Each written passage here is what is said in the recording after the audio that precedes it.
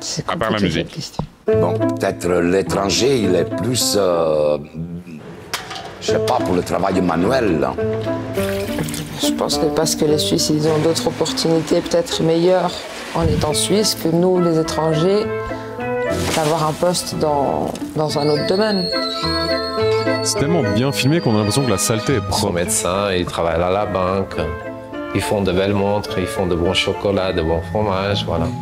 Mais j'ai jamais bossé avec en Suisse sur le ménage.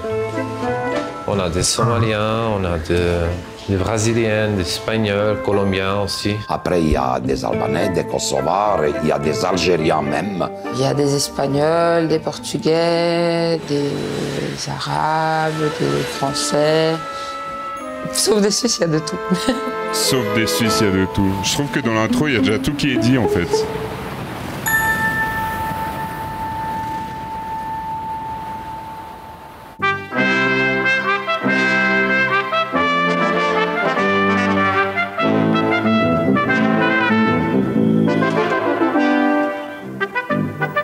À Berne, le Palais fédéral, la maison suisse par excellence. Un matin d'été qui pourrait être demain, hier, bref, un jour comme les autres. Je sais pas. Il va être 7 heures ce matin-là. La brigade de nettoyage 1 est en action depuis la demi de 6 heures. La demi de 6 heures, ok, c'est la voix d'origine. Ce que vous voyez là, y compris l'ardeur, n'est que routine. Mais c'est des gros dégueulasses, ces parlementaires, c'est pas Mais possible. surtout, t'imagines, ton travail, c'est de marcher littéralement à genoux Mais c'est une bonne opportunité. pour moi. ramasser les déchets des bourgeois qui siègent au Parlement. Enfin, Non, des représentants, et des on représentants nous dit du peuple. là. que la société suisse est égalitaire. Genre là, c'est tellement... Bah, c'est violent, là, cette image. Je suis désolé, Il y a c'est des violent. moments où c'est flagrant, désolé. Les élus hein. de la nation, quand ils siègent, abandonnent aux caméristes du palais des quintaux de papier au cours d'une seule session. Les femmes de ménage s'en voudraient cette d'avoir image, pour autant mec. mauvaise opinion des parlementaires. Cette Parce image. qu'en leur fort intérieur, ces zélatrices du chiffon savent bien que si l'on inversait les rôles, les députés se débrouilleraient aussi bien qu'elles. Cela tient au fait qu'être suisse, c'est posséder un chromosome qui porte instinctivement au nettoyage. Tant et si bien que ce capital génétique, particulier au peuple d'Helvétie, fait de cette maison le miroir des capacités nationales en la matière. L'identité nationale, le nettoyage. Non mais tu vois ce qu'il veut dire. Qu'ils justifient là qu'elles sont moins payées parce que n'importe qui pourrait nettoyer. Ouais, ouais, C'est ça ouais. qu'il dit. Bien sûr, mais ça, c'est la théorie libérale, comme quoi les jobs les moins bien rémunérés sont moins bien rémunérés parce que tout le monde pourrait le faire aussi bien. Alors que tu mets n'importe quel parlementaire derrière un bar en pleine heure de Ça, pointe, c'est vraiment le running gag. ça chiale. C'est ceux qui ont travaillé dans des bars. Vraiment, ça, c'est incroyable. Juste d'imaginer un parlementaire qui fait ça tous les jours. Tous les jours, Tout pas le juste. temps.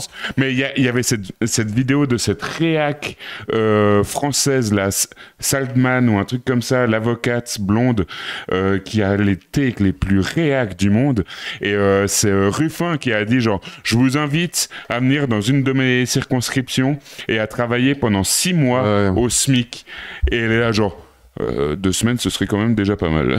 Mais c'est quoi ces gens qui foutent rien? C'est quoi ces glandus, ces assistés, ces feignasses? Ouais, en plus, elle le dit comme ça. Genre en mode, 2 elle semaines, rentre c'est dans déjà sa bien rhétorique. assez. 2 semaines, voilà, Oh, c'est ça bon, fait déjà beaucoup, hein.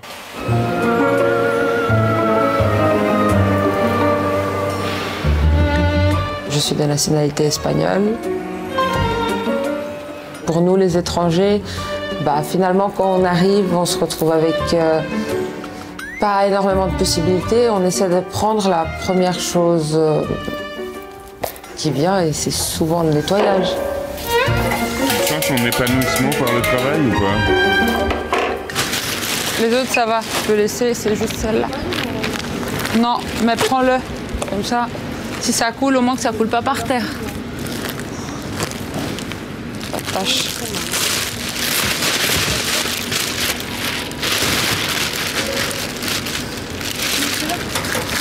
Je peux laisser. Il n'y a quasiment rien. On va traverser. Tous les jours. On balaye toute la galerie, on fait le lavage des quais, on fait les WC. Et là, je sais pas s'ils ont mis les heures, mais ça doit être des heures insupportables. Mais c'est un rythme que quand on s'habitue, ça finit par plaire et puis on se sent bien en le faisant. En tout cas, moi, je me suis habituée. Ça, c'est un truc, moi, vraiment, auquel j'avais été confronté en étant étudiant où je travaillais dans un hôtel à Genève. Et vraiment, genre, une fois, une femme de chambre m'avait prise parce qu'il y avait un client qui avait chié un étron tellement gros qui passait pas dans le truc. Des anecdotes d'hôtel, j'en ai tellement. Et du coup, moi, j'étais à la réception.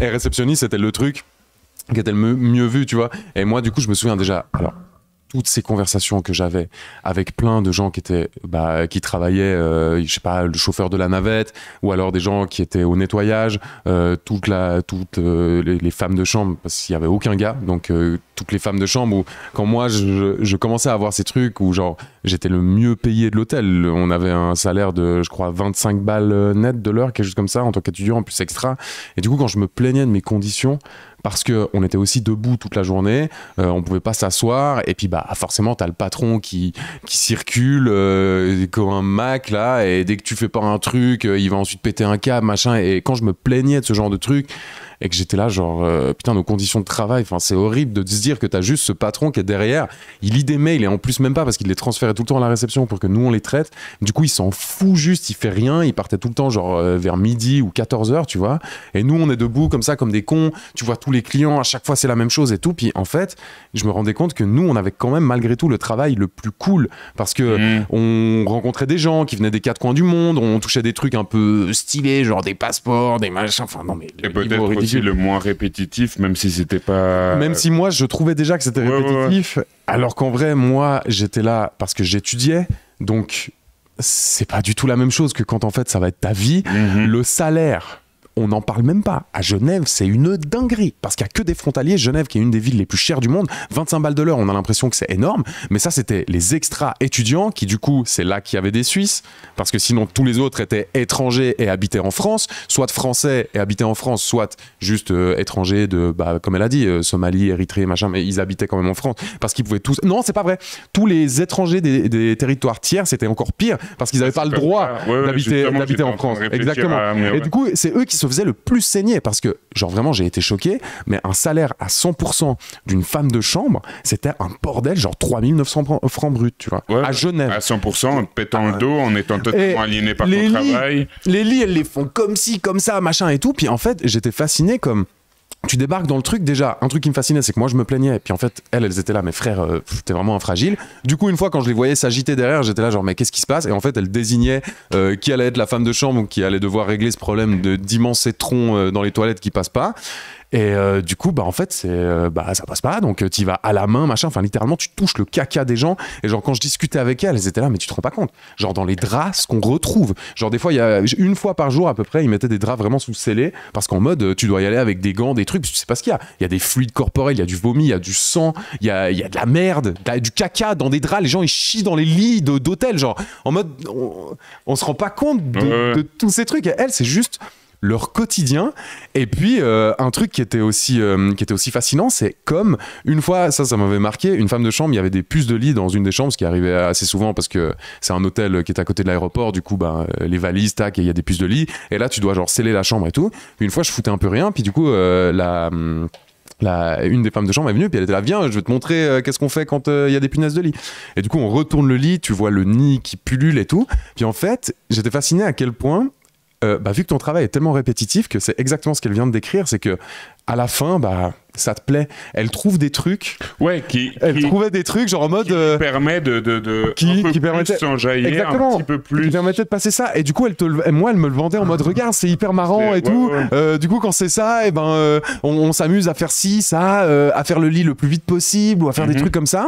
Et puis en fait, moi, j'étais trop là, genre, putain, mais c'est ça, sa vie. C'est absolument horrible. Puis en fait, tu trouves des trucs pour... Mais ce qu'on se rend pas compte, c'est que tu trouves pas... C'est pas parce que t'es heureuse de faire ça. Parce que ça, c'est un argument que la droite va tout le temps sortir. Mais non, mais ton sûrement. Elle vient de dire. Elle est heureuse de faire ça et tout. Mais non, mais c'est juste que la réalité est tellement vénère et violente que t'es obligé pour survivre. Mais littéralement, il s'agit de survie.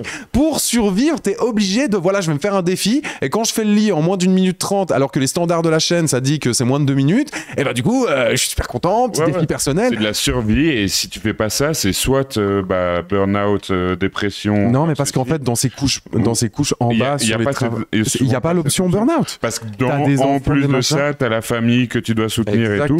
Donc t'as pas cette option. Et donc, effectivement, même quand quelqu'un dans ces sous-catégories de prolo, et je dis sous-catégories dans le sens, on s'est compris. C'est pas nous qui considérons que c'est des sous-catégories. Disent que ça leur plaît, c'est parce que elles ont juste pas d'autre choix, alors que je pense qu'à la seconde où on leur propose autre chose, ça part direct. Ça part direct. Et puis, Et c'est dramatique. On continue. Et c'est un rythme qui me plaît. C'est pas du tout pénible. C'est quelque chose qui est même agréable. Mais c'est vrai que quand tu nettoies et que tu revois que dans 5 minutes, c'est à nouveau dans le même état qu'au début, c'est un peu frustrant. Parce que je pense que les gens, ils se rendent pas compte à quel point ça salit vite. Et puis qu'un déchet entraîne un autre. À la fin, ça fait une tonne de déchets qu'on doit ramasser.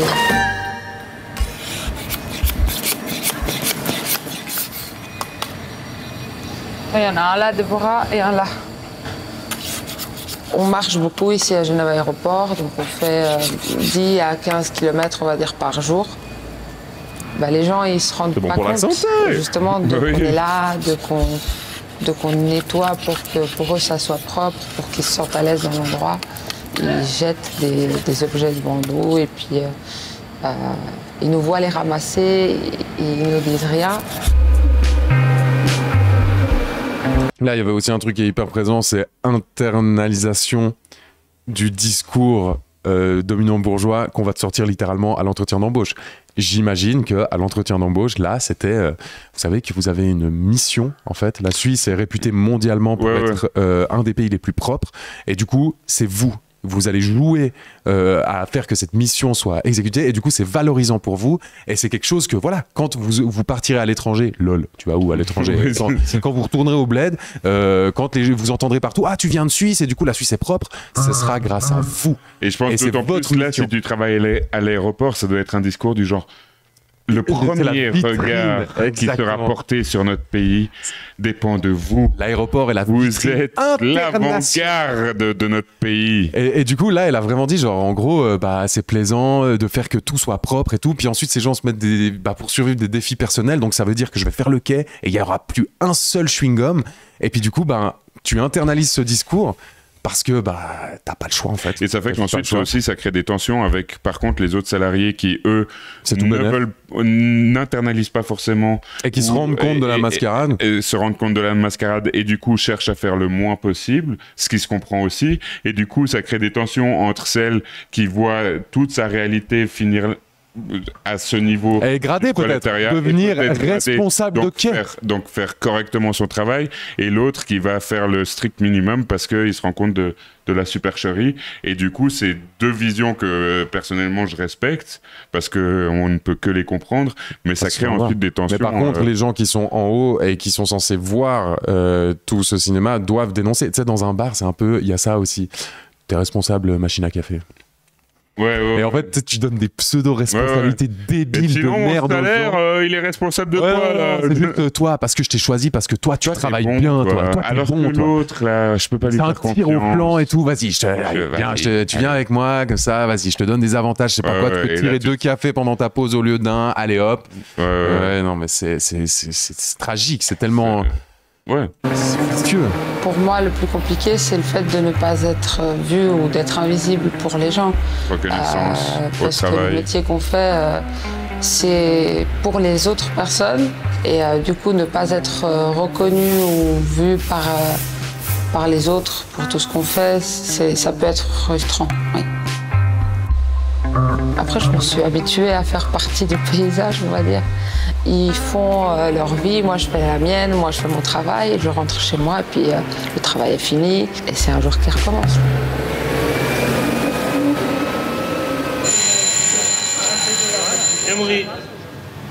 Emery, ik Besson, Rappel, Jean-Pierre, Denis, Vincent. Voilà, en route. C'est où ça? En route. Il est 6h35. Il n'y avait pas de catalyseur. À la mi-matinée, Lausanne aura fait le gros de sa toilette. L'ardeur qu'elle y met et l'argent que ça coûte en font probablement la capitale suisse du propre en ordre. Vous savez qu'on dit que Lausanne est la ville la plus propre de Suisse? Oui, oui. Et d'ailleurs, tous les étrangers qui viennent ici nous disent c'est excessivement propre chez nous. N'importe quelle petite rue en l'a fait. Vous en usez combien par année des balais dans les rues de Lausanne? Eh bien, il faut calculer, moi, avec une tournée à peu près 10 km par jour. Un par jour? Oui, et des fois l'automne, même 2. Un le matin, un l'après-midi. Il y a des rats à Lausanne? Bien sûr. Toutes les villes possèdent des animaux souterrains. Il ne faut pas oublier que ces bêtes vivent quand même, comment est-ce qu'il faudrait dire ça, des déchets. Des déchets qu'on jette n'importe où. Vous trouvez même des fois, j'ai trouvé de la viande, moi, par terre. Il y a des gens qui jettent leur sandwich, qui jettent même, j'ai trouvé une fois un demi-rôti. Mais du coup, tu crois que c'est fini ce truc parce que je sais que dans encore beaucoup de villes, les éboueurs sont vraiment fortement majorés. Et que c'est un truc qui est vraiment connu. Genre, par exemple, éboueur, j'ai un pote qui était éboueur et je crois que éboueur à Genève, t'es aux alentours de 8000 balles, mec. Ce qui est... À ce point? Ouais. À 100%. Après, ça reste un travail harassant. Mais... Ça reste... Mais mec, c'est un minimum, gros. Un minimum. T'es dans des odeurs de jus de viande toute la journée. Tu nettoies la merde des gens. Genre, il en faut, mais heureusement que... Et en tout cas, à l'ancienne, il y avait encore quelques Suisses comme ça, tu vois. Parce que là, le mec, on l'entend à son accent et tout, c'est un Suisse. À l'ancienne, c'était des gens comme ça. Ah, toi, ça se sent à l'accent. Quand je trouve la viande, t'as vu le machin ou bien... Genre, aujourd'hui, je pense que ça a fortement été remplacé par des étrangers, j'en sais rien, je sais pas. Pour pouvoir baisser les salaires, quoique c'est l'État, je sais pas s'ils peuvent faire ça, j'en sais rien. Non, mais c'est aussi le fait de la croissance de la classe moyenne européenne qui fait qu'ensuite ça a laissé des places de travail qui n'étaient plus occupées par cette classe moyenne européenne, et donc il y a eu besoin de cette immigration pour remplir ces postes de travail qui n'étaient plus voulus, entre guillemets, lol, par les indigènes. Ouais, et puis éminent faquin, c'est vraiment, mais c'est exactement ça. Le logo que vous avez sur le cœur, il se mérite. À l'ancienne, à l'hôtel où je travaillais, c'était la même chose. Ça faisait partie d'un grand groupe et vraiment, ils étaient là, genre, il faut mériter. C'est un signe, quoi, genre d'être sous les drapeaux du groupe et c'est un standard international. Ça doit être tout le temps le même. Ça doit être. On parle d'expérience à l'hôtel. T'es là, genre, en fait, c'est un hôtel, genre où les gens, c'est un standard 3 étoiles. Les gens viennent juste. Perdre ton salaire, quoi. Au bout d'un moment, l'emblème que t'as sur le cœur. Mais éboueur ou communard, je crois que c'est communard en Suisse, mais on utilise le terme éboueur dans la vie de tous les jours. Ah ouais. Pas éboueur en Suisse. On dit des communards pour les... Ou employés... Employés de commune. Commune. Assistant communal. Ouais. Communard, ça pète. Bonjour. Quand j'étais petit, mon rêve c'était faire géomètre, dessinateur en bâtiment, je crois que c'est ici en Suisse. Mais après, voilà, ma vie elle a changé et puis je suis venu à l'étranger. J'ai quitté ma famille en Italie et je me suis rendu ici en Suisse. Et je suis resté que ça fait bientôt 32 ans. On a Giorno à la Comtesse, Monsieur Enver sur la tournée que vous faisiez habituellement, Pepe et Monsieur Scaboro sur leur tournée, Monsieur Pelliccion, votre tournée normale, de Nascimento, Monsieur Meder, on a deux. Donc, je vous souhaite tous une bonne journée. Merci. Merci. Merci. Alors ça fait 26 ans que je fais cette tournée, je commence le matin à 6 heures. Et c'est à peu près 10-11 km par jour, tous les jours. c'est un pays propre, mais bon, on le fait devenir aussi propre parce que il faut quand même aussi. Ça, je trouve quand même, ça peut pas être con, mais c'est bien dans les discours quand on dit que c'est un pays propre, effectivement, il devient pas propre tout seul. Alors moi, si jamais j'ai entendu une autre théorie, c'est que les Suisses sont sensibilisés et éduqués, parce qu'en fait ils peuvent tous voter, du coup ça fait que les Suisses sont éduqués et qu'en Suisse les gens ne jettent pas leurs déchets dans la rue. C'est sauvage d'outre-frontière. Ah mais oui, c'est tout à fait... Mais parce que la grande différence, c'est que nous, au lieu de faire des révolutions pour changer la politique, on fait des consensus. Ah ouais, des référendums, voilà. Il n'y a pas peut-être tout le monde qui l'aimerait ramasser des papiers au biais de tout sous les routes. Je peux dire de la merde, c'est bon. Moi, je pense que pas tout le monde il est prêt à nettoyer celui des autres. Ça... On peut trouver tout, un salaire pareil, beaucoup de feuilles comme aujourd'hui. Et puis on trouve des bouteilles de pète, des paquets de cigarettes et tout, même s'il y a une poubelle des fois à l'arrêt du bus, mais il y en a quand même certains qui mettent ces déchets par terre. Et lui, tu vas le faire bosser jusqu'à 67 ans, trou de balle? Je sais pas, c'est ce qui m'est venu. Alors moi, perso... Oui, non, c'est pas contre toi, mais c'est juste que les économies suisses et autres experts économistes qui ont leur cul sur un bureau... Attendez, mais regardez, il a un équipement, je veux dire... Qui facilite dans nombreux pays, son aspirateur n'est pas motorisé pour délester le poids finalement tracté par l'employé. Donc je veux dire, au bout d'un moment, oui, si vous continuez comme ça, on va pouvoir faire que les gens ne travaillent plus. Mais en fait, on est quand même dans un pays où il faut... dit le mec qui a un bureau qui peut ajuster par mois avec son bureau de start-upper à la con. Bonjour, ça va? Oui, merci. Je connais beaucoup de monde, c'est comme si j'étais à la maison en fait. Parce que les gens dans le quartier où je suis, ils sont très très gentils, puis ils sont très aimables et même respectueux. Quoi? Les rues, je trouve que c'est un petit peu plus sale qu'avant en fait. Est-ce que parce que ça a changé aussi un petit peu avec l'évolution des étrangers? Oh putain! Putain, le géomètre! Putain! J'étais si naïf, je suis parti sur les jeunes, mais forcément que le géomètre qui a encore son accent à couper au couteau, il allait partir sur les Arabes. Les immigrés intégrés, ne pas devenir raciste challenge. Hein. C'est quand même un truc qu'on voit. Frère, tu l'as dit que ta vie a changé, que t'es parti à l'étranger, et là tu réutilises ce même mot. Pareil des Italiens dans les années 60-70. Mais oui! Donc, putain, le géomètre! Et tout, il y a une autre culture. Mais tu crois que toi, t'as quoi comme culture, bouffeur de café? Ouais, calme-toi. J'allais dire de macaroni, mais c'est pas... selon moi, d'après mes petites impressions... Attends, tu vas au pif, là. Entre la foire du Valais et puis les petits marchés érythréens, qu'est-ce qui laisse le plus de déchets? Je ne sais pas, mais je vous laisse faire votre avis, hein.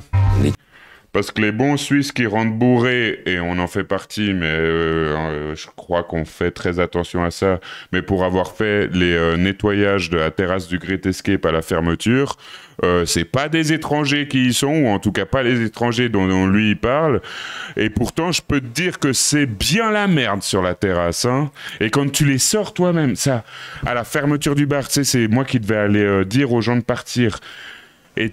Donc ils voient, hein, ils entendent que c'est toi qui travailles là, et qui partent, et qui laissent leur merde par terre, en partant, devant tes yeux. T'es là genre, mais chie-moi dans la bouche tant que t'y es, vas-y. Enfin, le manque de respect, il est à un niveau jamais vu ça. C'est pas c'était blanc que tu t'indignes contre ça. Je propose que bientôt tu fasses un référendum. Pour le respect des blancs. Pour le respect des blancs, exactement. Non, mais en vrai, premier degré, genre... dire que c'est les autres cultures, non, c'est les blancs qui... L'Italie, pour moi, aujourd'hui, peut-être, c'est ma deuxième maison parce que, quand même, j'ai quitté l'Italie, j'avais 21 ans, sauf erreur. Hein. Et aujourd'hui, je me sens plus suisse qu'italien. Ouais, bah c'est bien ça le problème. Tu peut-être un peu les choses, toi. Bah, si être plus suisse, c'est dire que c'est les étrangers qui nous emmerdent, ben... En fait, c'est ça, être suisse. Aimer le nettoyage et critiquer les étrangers.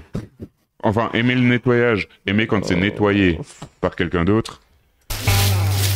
suis portugais. J'ai arrivé en Suisse avec 26-27 ans. J'ai commencé à travailler dans un hôtel en Suisse, à Lausanne. 5 étoiles, Lausanne Palace. Aider la femme de chambre, surtout d'aspirer les grands couloirs. Voilà. Je pense qu'en Suisse, en fait, l'hôtellerie, c'est le but pour commencer notre vie pour les étrangers aussi. On n'a pas aucune formation de rien du tout. C'est un bon chemin pour commencer notre vie ici en Suisse. Service propriété générale, bonjour. Salle 15, très bien, on arrive. Merci, au revoir. Oh là, dans un hôpital, tu dois... Depuis que quelqu'un nous appelle pour nettoyer une salle, il y a une qui s'occupe d'enlever la poubelle dans les salles. Le deuxième, il commence à faire la table. Troisième, il commence à nettoyer le matériel. S'il y a la possibilité d'avoir le quatrième, il commence à laver les sols. En fait, c'est particulier. On est en train de détailler quelque chose qui est invisible. Mais une réflexion un peu bête. Si eux, ils arrêtent de travailler, les médecins qui gagnent 20K par mois, ils font comment leur taf? Du coup, est-ce qu'on redistribuerait pas le salaire du médecin aux personnes qui préparent la salle et qui permet aux médecins de travailler? Non, excusez-moi, c'est une idée folle. Des bactéries, des microbes, des maladies que ça ne soit pas. En fait, c'est pas le vrai ménage, on appelle de désinfection. En fait, il faut réfléchir qu'il y a un patient qui va être opéré dans une salle. Et peut-être ce patient peut être quelqu'un de notre famille, notre ami, voilà. On peut faire environ 40 à 50 opérations par jour. Service propriété générale, bonjour. 40 à 50 salles comme ça par jour. Salut. C'est énorme. C'est fucking gigantesque. Quand si tu vois tous les détails qu'ils doivent faire. 20 au début, 20 à la fin, 20 en une matinée, c'est quoi selon le droit, hein, 4 heures? Ouais, mais pour eux, ça doit être 8 heures. 8 heures. Ouais, mais 4 heures, 40 salles, 10 salles par heure. 6 minutes la salle. On est à la 15. On a bientôt fini. Ouais. Ça marche, à plus. Je suis fier d'être portugais, bien sûr. En fait, nous, je crois qu'on est un peuple qui bosse n'importe quoi, de ménage je pense astronaute, en plus, entre guillemets, ouais. Ça n'a aucune... On fait tout ce qu'il faut. Attends, excuse-moi, j'ai décroché. Il disait quoi? Non, remets pas. Qu'il est portugais et que les Portugais peuvent... Ils croient qu'il est un peuple où ils peuvent travailler de la femme de ménage à astronaute. Comme s'il y avait des peuples qui sont faits juste pour être femmes de ménage et d'autres hommes de ménage.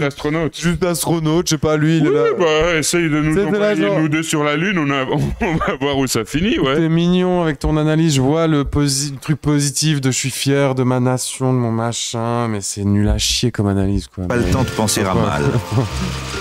Et on est censé être de son côté. Hein, ouais, c'est ça le problème, mais ils disent tout cela, merde.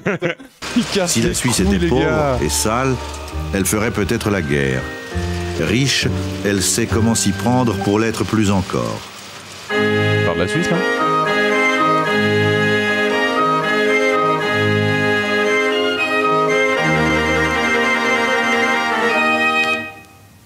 Ce pays léché, ce pays inlassablement entretenu. C'est au retour de l'étranger, comme on dit, qu'on sait l'apprécier vraiment. Ici, c'est propre. Ailleurs, ici, ça fonctionne, c'est précis.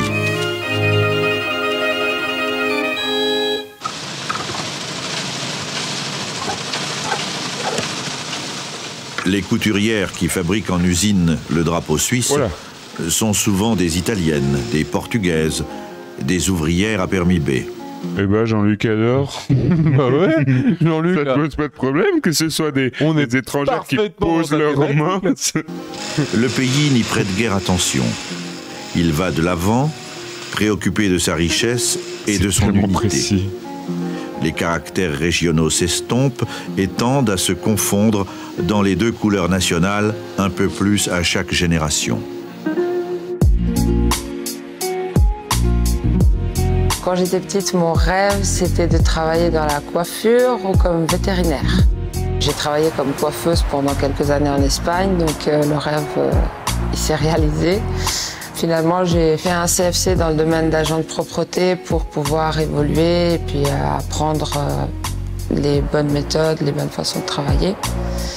Après, la Suisse, c'est ma deuxième maison, mais ma vraie maison, ça serait toujours l'Espagne.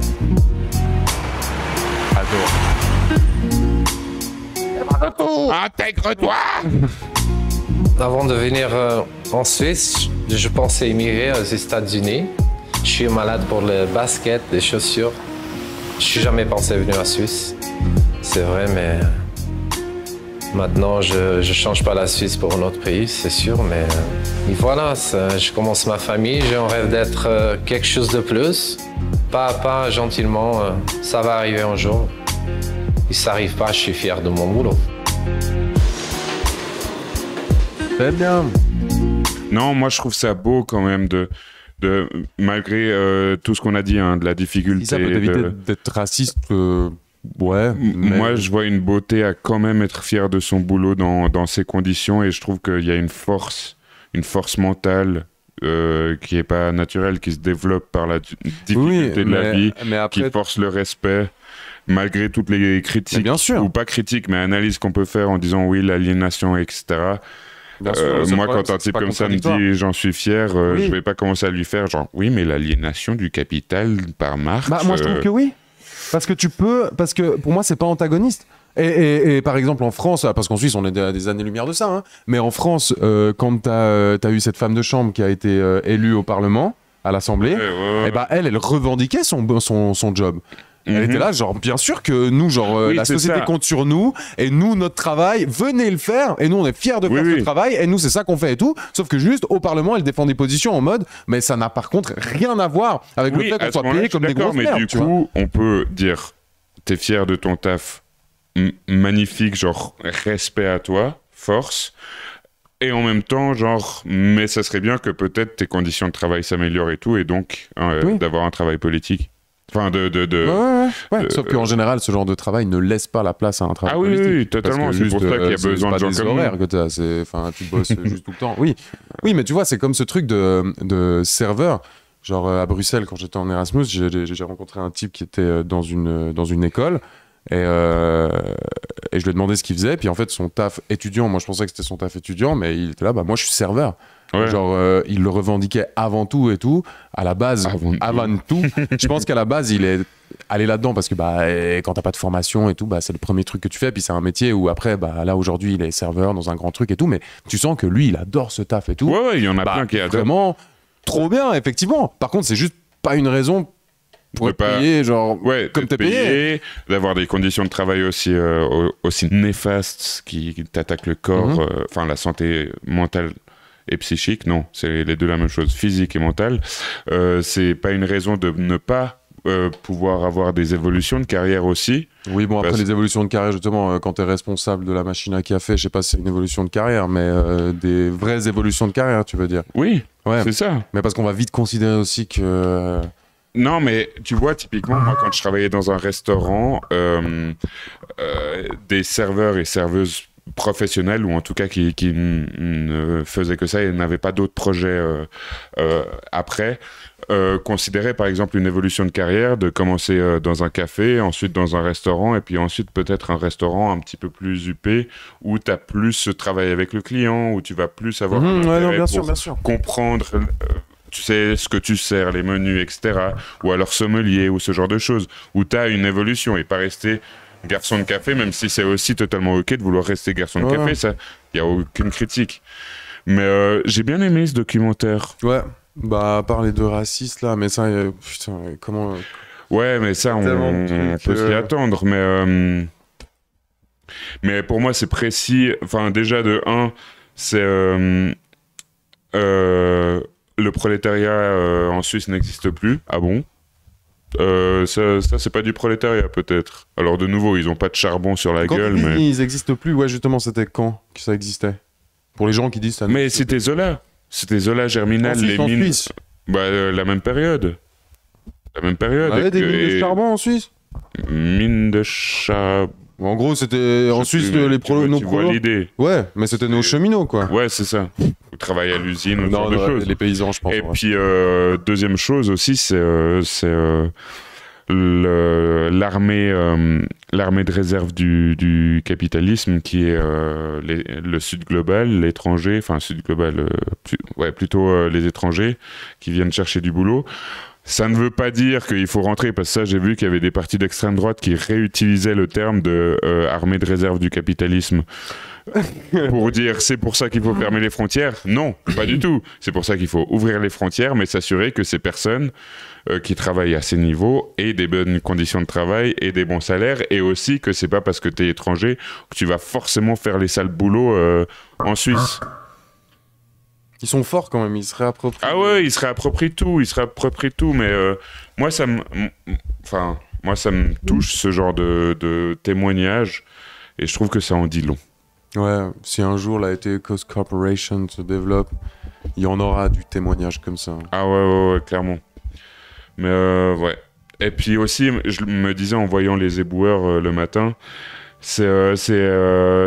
et aussi celle qui travaillait à l'aéroport qui le disait, on est invisible.